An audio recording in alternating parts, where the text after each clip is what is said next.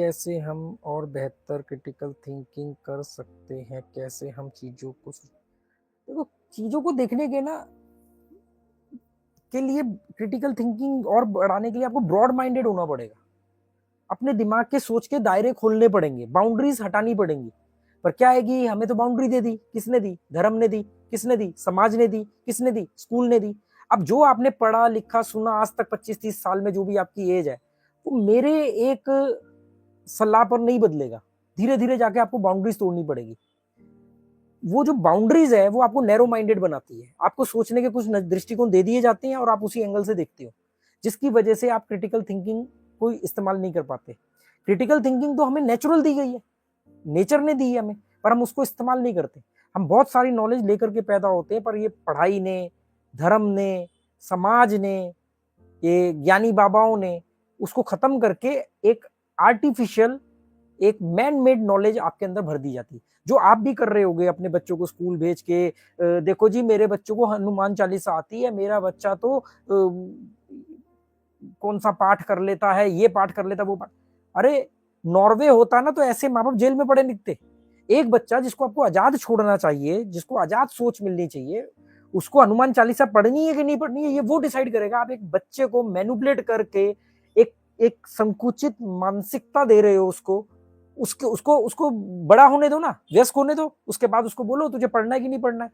101% वो नहीं पढ़ेगा, वो कहेगा भाई मेरे को क्या करना है इसको पढ़ के, मैं वो चीजें पढ़ूंगा जो जिंदगी में मेरे काम आएंगी। चाइल्ड अब्यूजिंग के केस में इन लोगों को अंदर डालना चाहिए। बच्चा डिपेंड है माँ बाप पे। माँ बाप खाली बायोलॉजिकल पेरेंट्स बनने से पेरेंट्स नहीं होते। हमारा बच्चा तो सुबह उठ के मंदिर जाता है, मस्जिद जाता है, गुरुद्वारा जाता है, चर्च जाता है। अरे आप कर क्या रहे हो?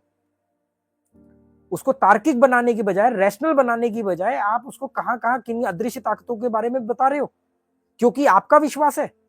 और उन ताकतों से आपको उन ताकतों ने आज तक आपका कभी भला नहीं किया। कोविड में कहां चली गई थी वो ताकतें? 800 साल हिंदुस्तान गुलाम था, कहां गई थी वो ताकतें? आपकी ईएमआई भरने के लिए आती है वो ताकतें। ईएमआई भरते हो मेहनत करके, अपनी जिंदगी जीते हो अपने फैसलों की वजह से। अदृश्य ताकतों के ऊपर बिलीव करते हो और वही अपने बच्चों को पढ़ा रहे हो और कहते हो देखो जी हमारा बच्चा तो फलानी चालीसा पढ़ लेता है, फलाना पाठ कर लेता है, फलाना वो करता है। चाइल्ड अब्यूसिंग केस में इन लोगों को जेल में होना चाहिए। ऐसे माँ बाप को कातिल है ये माँ बाप। अगर आप में से कुछ लोग अपने बच्चों के इस बात में खुश हो रहे हैं कि हमारा बच्चा रोज सुबह उठ के धार्मिक स्थान पर जाता है, किसी भी धर्म के हो आप, तो आप लोग कातिल हो, कत्ल कर रहे हो एक बच्चे की क्रिटिकल थिंकिंग का। मेरी दुनिया में होते ना तो जेल में उल्टा टंगे होते। बर्बाद कर रहे हो आप लोग अपने बच्चों को, कातिल हो आप लोग। चौप चौप स्क्वायर में होना चाहिए। जो भी इस बात पे इतराता है मेरा बच्चा क्या पाठ करता है, क्या धार्मिक स्थान पे जाता है, ये करता है, वो करता है, ब्रह्मचार्य का पालन करवा लोगे। वो बेचारे मैंने कन्याकुमारी में देखा है, 70-70 साल के बूढ़े जिंदगी भर ब्रह्मचार्य के चक्कर में कभी संभोग नहीं किया, मर रहे संभोग के लिए, फ्रस्ट्रेटेड हो चुके हैं। अब क्या करें? ब्रह्मचार्य का झंडा लेकर के चल रहे हैं। इतनी बुद्धि नहीं थी उनमें कि अगर ब्रह्मचार्य का पालन उनके माँ बाप ने किया होता तो वो इस धरती पर कैसे आते। ब्रह्मचार्य का पालन करने वाला शिवलिंग की पूजा करता है। बताओ शिवलिंग है क्या? दो योनियों का मिलन ही तो है। किस चीज का सिंबल है शिवलिंग? कि जीवन की उत्पत्ति होती है वहां से। तो जो आदमी ब्रह्मचार्य का वकालत करता है, दूसरी तरफ से शिवलिंग की पूजा करता है। ऐसे गोबर खाने वाले लोग हैं।